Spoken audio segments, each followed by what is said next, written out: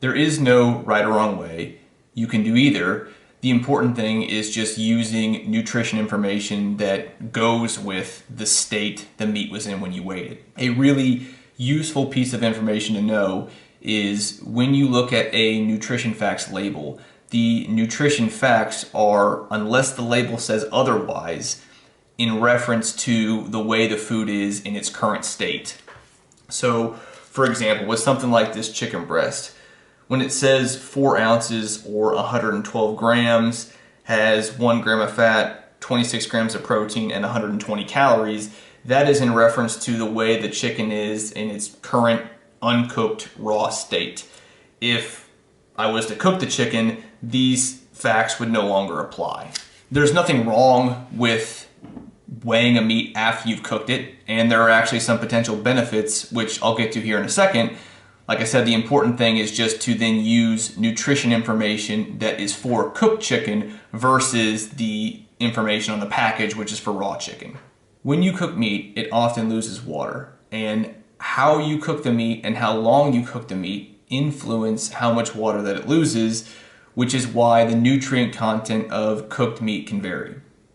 Without making this super complicated, if you were to look at the same meat and you were to look at 4 ounces or 112 grams that weighed after it had been cooked, but had been cooked for a really, really long time, or if you were to look at 4 ounces or 112 grams, the exact same meat, but that hadn't been cooked for quite as long, and both of these are being weighed after they're cooked, even though they weigh the same, the one that hadn't been cooked as long would have more water, which means it could have less calories. This is why you will often hear that you should always weigh meat before you cook it, because then it doesn't matter how much water it loses during the cooking process. While it's true that your tracking would probably be a little more accurate if you were to always weigh meat before you cook it, I think in most situations that level of precision doesn't matter. I don't think someone is overweight because they are cooking their meat a little too long and it's losing a little extra water and it actually has more calories than are being logged. And like I said, I think there are actually benefits to weighing meat after it's been cooked. One of these is, depending on the person's situation, it can be less stressful and more convenient. If your spouse or someone else makes you food, it's really easy for you to take the cooked meat, put it on a food scale, weigh it, and track it. Doing that is one less step that they have to do compared to if they have to weigh your portion of meat before they cook it and then keep it off to the side in the pan somewhere.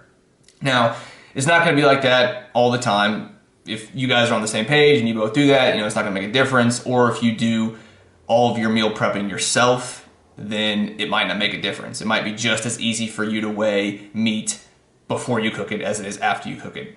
It's just a potential way to lower stress. The other thing, and there's something to be said about this, is I think it can be more beneficial to weigh meat after it's cooked long term. What I mean by that is when we go to a restaurant or when we go to somebody's house, we aren't served uncooked meat.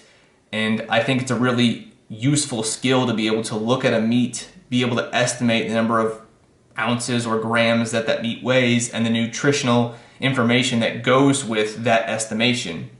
And in my opinion, if somebody is used to weighing meat after it's cooked, they're going to be better at estimating the weight of cooked meat just because that's the way they're used to seeing it, compared to somebody who always weighs meat before they cook it and now they have to estimate the weight of cooked meat when they're not used to seeing it that way. So that's a potential benefit that I could see, a potential long-term benefit when somebody is no longer tracking their calories. Their visual database would be calibrated or used to looking at cooked meats. If you're going through a phase where you need to be super, super precise with your tracking, it could be argued that you should weigh meat before you cook it, but in most situations, I don't think it matters. There's a lot of content out there that says you have to weigh meat before you cook it, but depending on a person's situation, that could add a bunch of additional unnecessary stress. So with this video, I just wanted to say that you don't have to weigh it before you cook it. To be clear, my goal with this video was not to persuade you that you should weigh meat after you cook it. It was simply to inform you that you do have the option, so you could choose which works best for you, what's easier, what's less stressful, so you can increase your chances of consistently executing your plan.